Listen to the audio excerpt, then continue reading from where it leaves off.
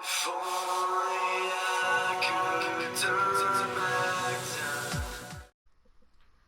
just want to say thanks for watching the last video. As you can see, oh shit.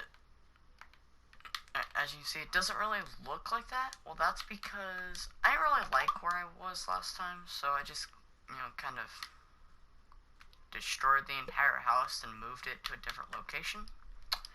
As you can see, I kind of like this area better. Got some mountains over there. Alright, and some additions over here. We have this beautiful little path right here. Campfire, which I can cook my meat on. Some chairs, and we've got some lights on it. Got our sheep pen over here where we're currently, not even gonna question that, we're currently getting wool, which I have in my inventory, which I have set up a villager trading area, because there's a village right next to my base. And don't blow up, please don't blow up, please don't blow up, please don't blow up. Okay, there we go. So I set it up next to my base so we can get resources from that. So currently, I use this farm area with wheat in it to breed those, right? I get the wool from them by sharing it. I come over here to this guy right here, which I've been doing a lot of trades with him, and he will give me emeralds for the wool and a lot of other stuff. And then I can then use those emeralds for like him, which I just got most of these guys set up, so I have like no trades unlocked for them. Anyway, we got some the basic people we need. We got this guy over here. Ooh, smite too. Alright, anyway, so we got this set up. Now, I don't know if there's a skeleton over there. I don't know if this is what I want permanently. I feel like I could definitely design a building better. And obviously this won't be the final base. It will be what we call home until I beat the Ender Dragon. But until I beat the Ender Dragon, this is what we're gonna call home.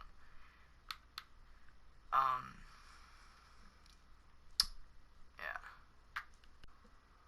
Alright, so obviously I have that giant ass thing down there, right? Let's go down there. And yes, I did completely redig out this for the new base. Yeah, it took a while. You got that going down to where I usually mine out. Trying to get some diamonds. Got like 4. So we're pretty far away from diamond tools and diamond armor. But you know what? Let's iron to work for now. Anyway, so in this episode, I'm gonna have 3 things down here. 1, a trash compactor, which I mean isn't really necessary, but I'm constantly having my storage filled up with too much stuff that I don't necessarily use in my builds or need for crafting.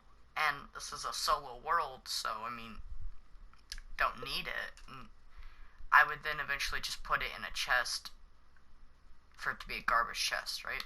Well, if I put a trash compactor, it'll just disintegrate the shit, by using item elevators and dispensing it into lava, which is something I use a lot on my solo worlds.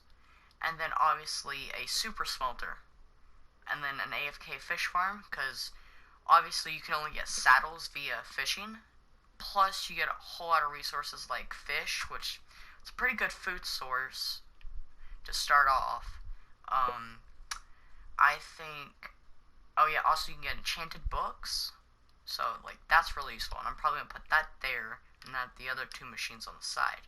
So I'm thinking today I'm gonna start off by building the super smelter, because obviously gonna be needing something to smelt a lot. So I figure I'm gonna get work on that. So in this clip you can see I'm digging out a large portion of blocks for the super smelter.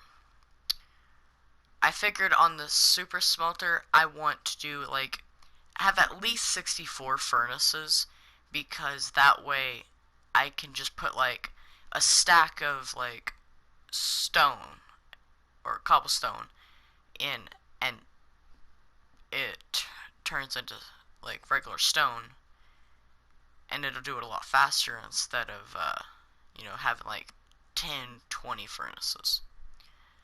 Now, the design that I'm using for my super smelter is, I wouldn't necessarily call it my design, but I have personally never seen a YouTuber use this. It's kind of like, I've watched YouTube videos on redstone devices, and I've kind of incorporated different mechanics and stuff that I've seen in several other YouTubers' builds.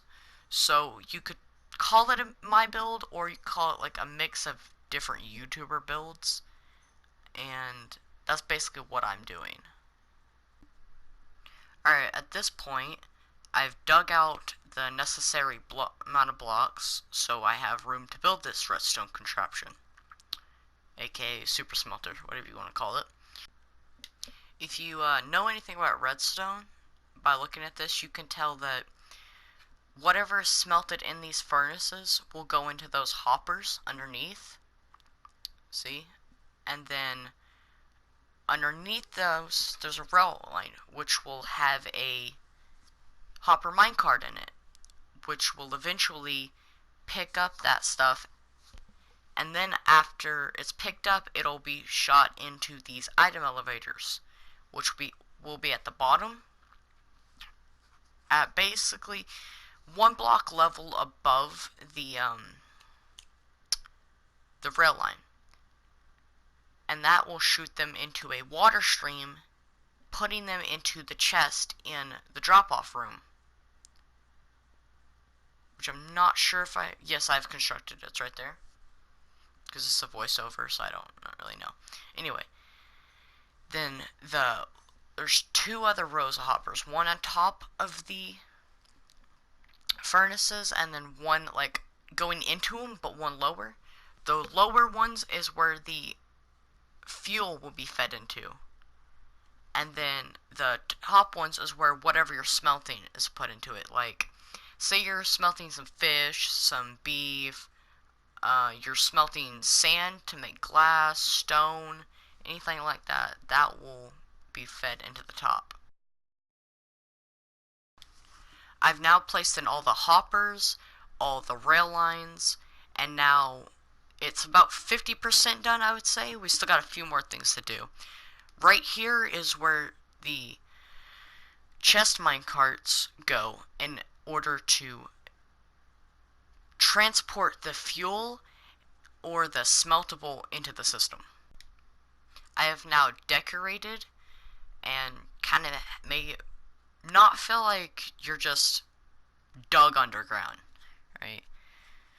So, as you can see, I've got these beams going around all of them, all the top parts, and then the wood as like an accent piece. And then in the middle, we're going to have glass. Alright, so in order to do one part of the machine itself, and the part I'm specifically is the return, because I need the water streams, and in order to make that I need droppers, and one key ingredient for droppers is quartz, and you can only get, well, I take it back, you can get quartz two ways, one through villager trading, or two through the nether, which fastest way is probably just through the nether. And a lot of people think you can only get quartz via a diamond pickaxe, but actually if you use this method, which I'm displaying right now, it's a lot easier and a lot faster, because if you just go mining, you're bound to find some lava. Alright, so at this point, I've already got back from my mining trip.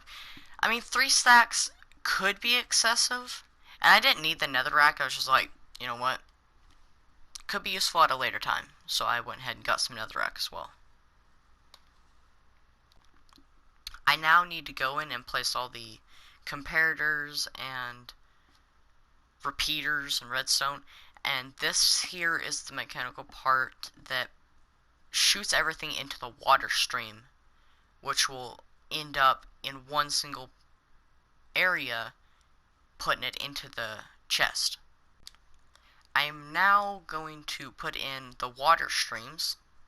See?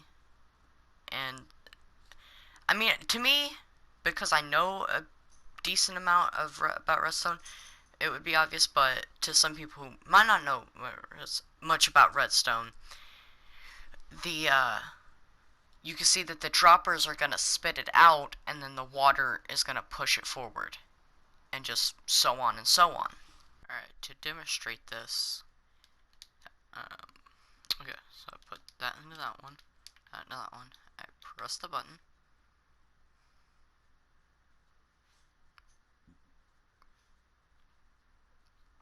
that'll come all the way back, empty, empty, and over time, I'm not gonna sit here and hold it for the whole time, but as soon as you see them start to come in, boom, seeing that it'll slowly start to come in, but it's a lot faster than having to do it by hand. There's Super Smelter done. Thanks for watching. Please like and subscribe.